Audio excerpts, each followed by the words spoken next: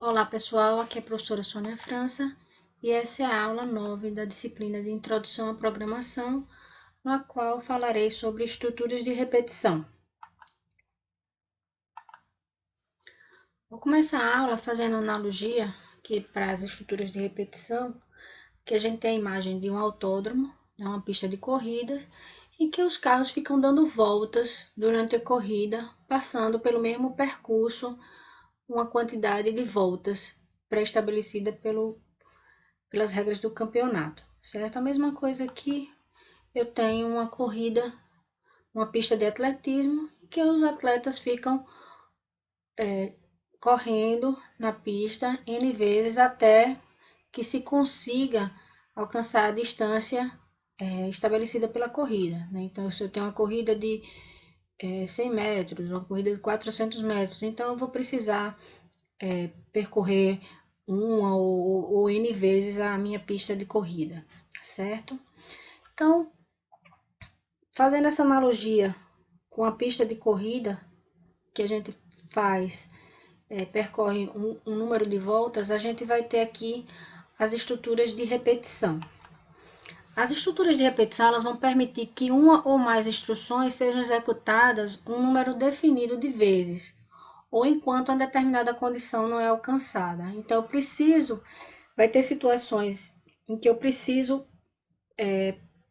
executar a mesma sequência de comando várias vezes.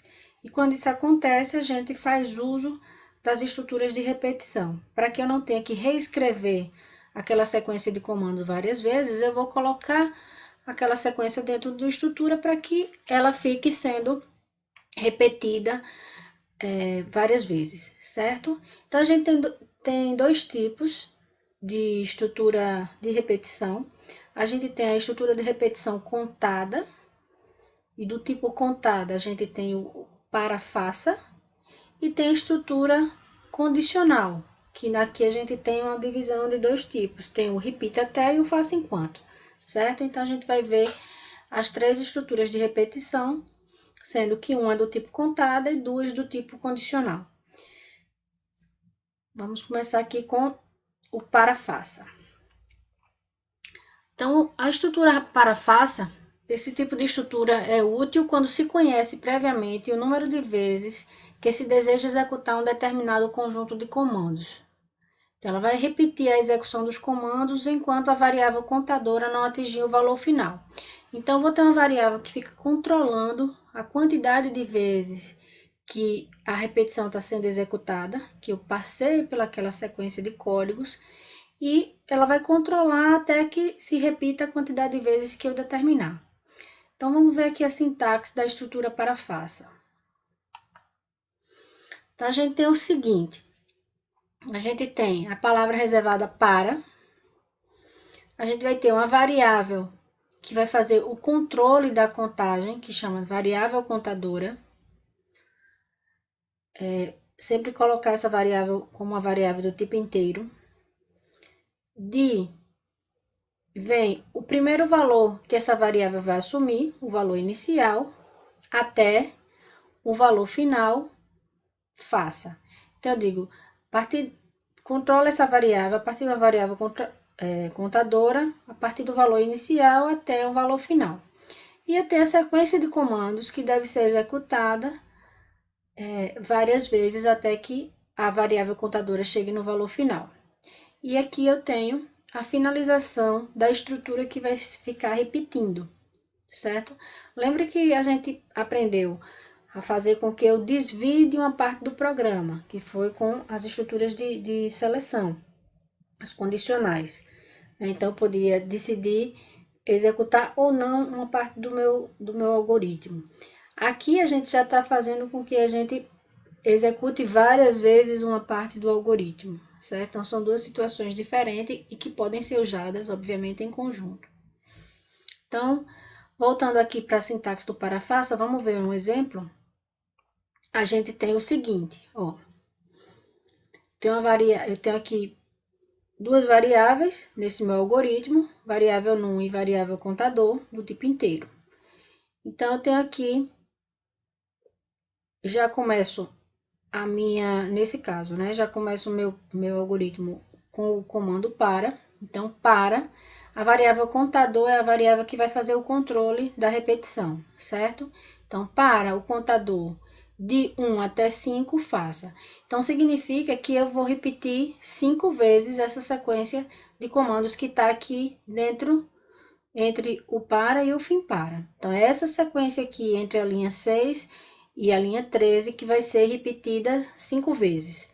Então, cada vez que a repetição for executada, eu vou colocar um escreva L na tela, pular uma linha, né? Então, eu vou escrever, digite um valor, vou ler um valor e vou verificar se o número é maior do que 0. Então, maior ou igual a 0, eu digo, escrevo que o número é positivo. Se não, eu escrevo que o número é negativo, certo? Aqui no caso, essa questão enunciada seria ler 5 valores, né? E informar se eles são, para cada um dos valores, se ele é positivo ou se ele é negativo. Ok? Então, para eu decidir se ele é positivo ou negativo, eu precisaria de uma seleção. Veja que tem uma seleção dentro da repetição, certo? Não tem problema. Então, eu finalizo o para e ele vai testar a primeira vez, começa o contador com 1, faz a primeira sequência, volta, o contador passa a ser 2, faz a segunda sequência, repete, passa pelos passos de 1 a 3, da linha 6 a 13, executando novamente até que o contador chegue em 5. E aí vai repetir aqui 5 vezes, certo? Vamos aqui para um para faça que tem um que a mais, que é o incremento. O padrão do para faça é sempre a variável ser somado mais 1. Cada vez que a repetição é executada, a variável de controle vai ser adicionado mais 1 a ela. Então, ali eu tinha de 1 até 5, ele rodava, começava com 1, passava para 2, automaticamente era feito o incremento da variável de controle. Sempre mudando, adicionando 1. No caso quando a gente quiser que o incremento não seja 1, cada vez que a repetição seja executada, a variável de controle seja adicionado, não seja adicionado 1 e sim qualquer outro valor, a gente vai ter uma segunda parte aqui, que é essa parte aqui do passo e qual é o incremento que vai ser feito, certo? O que vai mudar é aqui essa parte aqui do final. Vamos mostrar já no exemplo, para ficar mais claro. Então, a gente tem aqui, eu quero que a minha variável de controle, ela vá variando de 2 em 2, certo? Cada vez que a repetição for executada, ao invés de eu somar mais 1, eu vou somar mais 2. Então, aqui eu tenho a variável de controle, que vai ser o contador, de 1 até 10, ele vai executar a variável de controle começando com 1 e vai parar quando ela chegar em 10. E cada vez que a execução do comando for feita, cada vez que o para for executado, ele vai incrementar 2 unidades a variável contador e não uma, certo? Então, o que ele vai fazer é escrever qual é o valor que está no contador, só para a gente ver o que é que ficaria lá no contador. Então, vê, ele começou com 1, então a primeira linha, o contador foi com 1. Quando ele volta para executar a segunda vez, o contador que tem 1 vai ser adicionado 2. 1 mais 2 vai passar a ser 3, então aqui ele já vai e escreve o contador com 3. E assim sucessivamente, crescendo de 2 em 2, certo? Então, quando a gente não quer que a variável de controle seja adicionado de 1, que é o padrão, né? A gente pode controlar com o passo, certo? Adicionando o passo aqui no para. Então, aqui tem um outro exemplo que a variável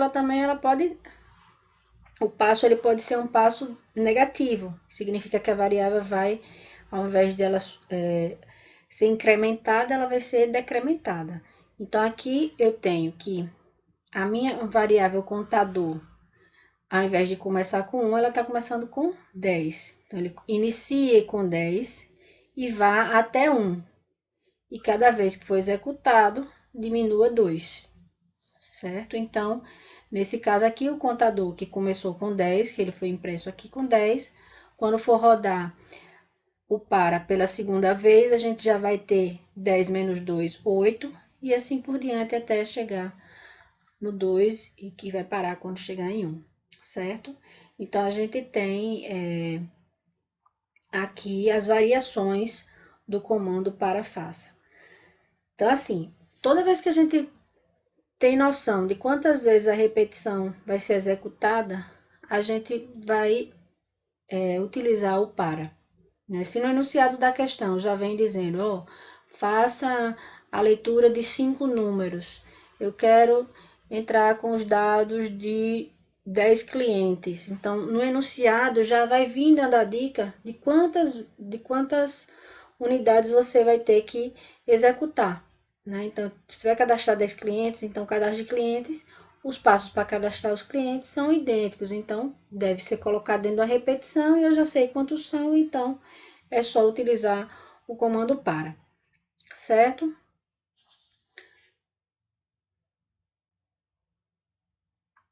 Então vamos agora para a próxima estrutura de repetição, que é a estrutura enquanto faça, que é já uma estrutura do tipo condicional. O para faça é uma estrutura contada, que a gente tem um contador para controlar a quantidade de vezes que a repetição vai ser executada.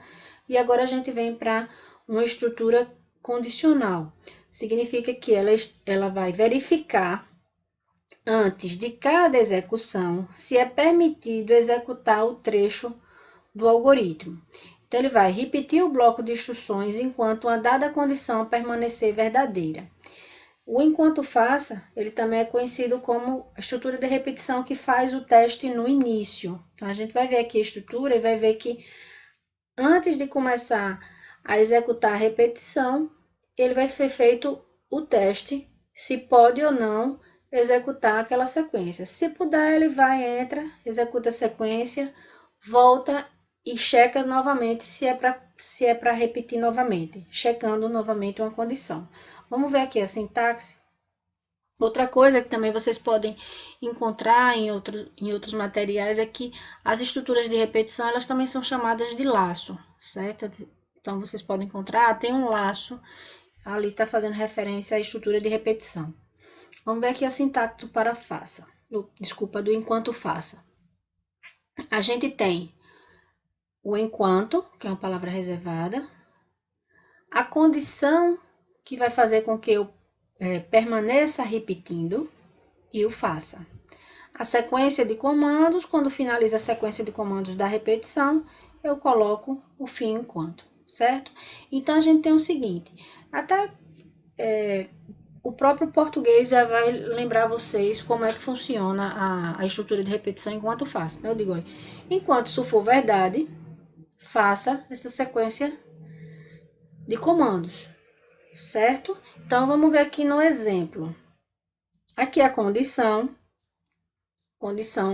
vai ser montada com operadores relacionais e operadores lógicos, assim como a gente montou as condições nas estruturas de seleção, nas estruturas condicionais, certo?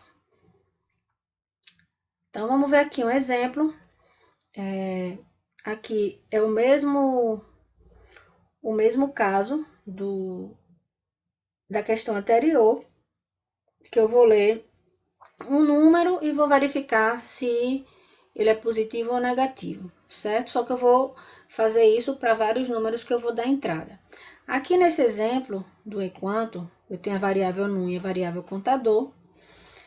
E aí eu vou começar lendo a variável num, certo? Eu digito um valor, 0, se eu quiser sair, e leia um valor, certo? Então, eu vou ler o valor e vou testar.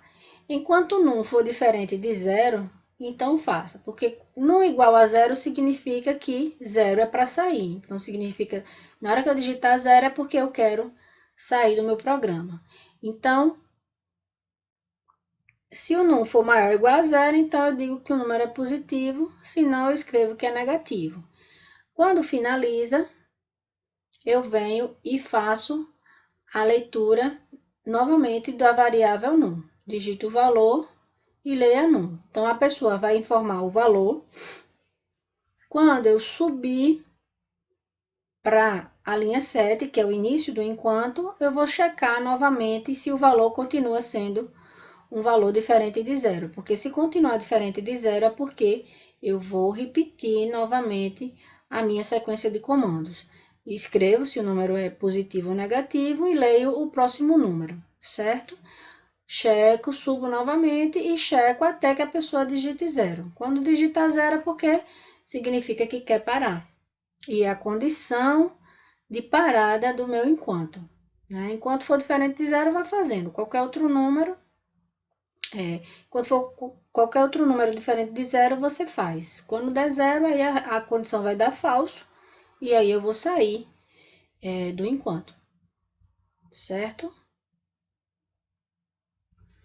E a terceira estrutura condicional, de repetição condicional, é o repita até. Então, nessa estrutura, todos os comandos da lista são executados e uma expressão lógica é avaliada no final. O enquanto, a expressão foi analisada no início, antes de passar pela sequência de repetição. E, no caso do repita, a expressão lógica vai estar no final. Então, repete até que a avaliação da condição resulte em verdade. Então, ele fica repetindo enquanto ela está falsa, certo? Cada repetição da lista de comandos também é chamada de iteração. Toda vez que a gente diz que a gente está ali executando uma lista de comandos em qualquer uma das estruturas, certo? Eu estou dizendo que ali eu tenho uma iteração. E aí, o repita até é o comando conhecido como teste no final, já que a minha condição vai ficar ao final da sequência que está sendo repetida. Vamos ver aqui a sintaxe. Então, eu começo aqui apenas com a palavra repita, só para estar me delimitando qual é a sequência de comandos que vai ser repetida, certo? Eu tenho a sequência de comandos e eu tenho aqui o até e a condição. Né? Então, repita até que essa condição se torne verdadeira. Então, ele fica repetindo. Enquanto ela estiver dando falso, ele vai estar repetindo. Na hora que ela se tornar verdadeira, aí eu paro a repetição. Então, vamos ver aqui no exemplo, o mesmo caso aqui da leitura de 5 números. Eu tenho aqui, já começo o algoritmo aqui na linha 5 com o repita. Peço para que seja digitado um valor, né? Escreva, digita o valor, 0 para sair e leia um número. Eu pergunto, se o número for maior ou igual a 0, então o programa vai escrever que o número é positivo. Se não, ele vai escrever que é negativo. Finalizo o se. E aí vem o fechamento da estrutura de repetição, que eu digo, repita até que o número seja igual a 0, né? Então, enquanto a pessoa estiver digitando números diferentes de 0, ele vai voltar, vamos supor que eu digito primeiro, digito 7, ele volta e vai escrever que 7 é positivo, vai checar, não é 0, então volta e repete novamente, lendo outro número, certo? E vai ficar aqui nessa repetição até que o número seja igual a 0, ok? Então, essa seria a estrutura repita. Aqui, todos os exemplos que eu dei, praticamente o corpo do algoritmo todo era o comando de repetição, a estrutura de repetição. Mas é só a título do exemplo, para ficar um exemplo menor, tá? Mas aí você pode ter comandos que vêm antes do repita, né? Eu venho na sequência, passando pela sequência e depois eu fico na repetição. E quando termina, eu também posso ter comandos após a repetição, só para deixar claro.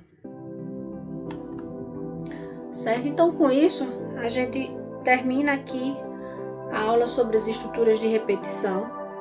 É importante estar fazendo o exercício, né, para tirar as dúvidas. E aí, qualquer coisa, vocês podem passar uma mensagem para mim. Um abraço, até a próxima.